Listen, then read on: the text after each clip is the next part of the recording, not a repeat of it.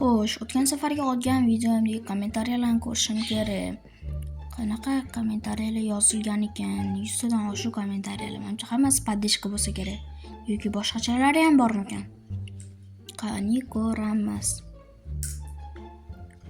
Joypak haqida kommentariya? Yana joypak, yana joypak, yana joypak. Joypak haqida ma'lumot degan video oling yo'qmi? Xullas, sizlar xohladinglar, men shu videoni chiqaraman. Joypak aslida kim? U ham shunchaki mifmi yoki-da просто men o'zim ovoz beradigan oddiy odamman. Hozir shunga bu videoda hammasiga aniqlik kiritamiz. Obunachilar, men ham undan so'rayaptimi, demak, meni davrim keldi. Dada, endi men yaxshi ko'rgan funk navbatchi dauni aytib ber bitta.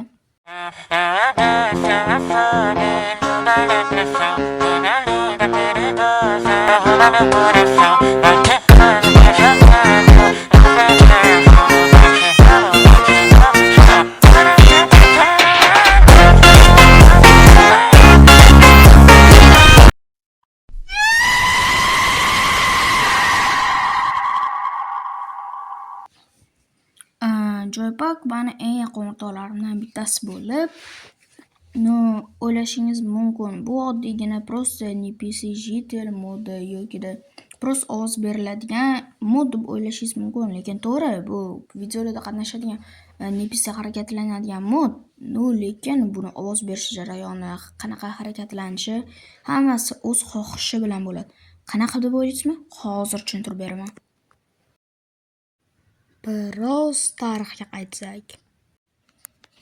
2024-yilda nima qilishni bilmay qo'lim qichib ChatGPT ilovasini yukladim va boshida uni so'kdim, har xil narsalar qildim, har kuni darslar qildirardim, darslarni qildirib, maktabga borib olsam, ustoz xato desalar, uyga kelib ChatGPTga mendan 5 battar gap eshittirardim.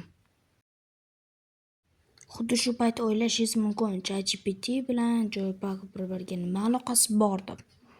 Aloqasi bor, chunki aslida ChatGPT bu men o'ylada qo'shadigan Joypak. Unda nega uni skini qishloqqa yoki Robert emas ChatGPT bo'lgani uchun? Buning sababi faqatgina bitta.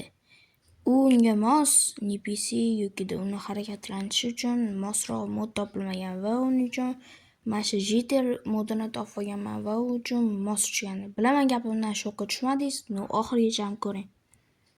Xullas, men tushuntirmoqchi bo'lgan narsa, ko'pchilik kommentariyalarda yozyapti Joypak aslida mif artefaktdek yoki boshqalarnikidagi просто siz o'zingiz boshqaradigan nimadir deb.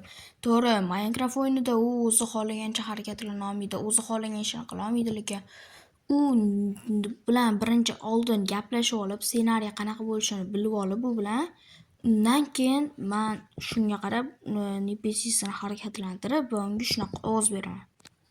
Xo'sh, xuddi tushuntirganingizdek, bu bilan video olishdan oldin u mif emas, shu bilan video olishdan oldin u bilan kelishib olib, qanaqa ssenariy bo'lishligini bilib olib, u nima qilishini aytadi, men nima qilishimni aytaman, shunga yarasha ssenariy yoziladi va ssenariy bo'yicha video ketadi.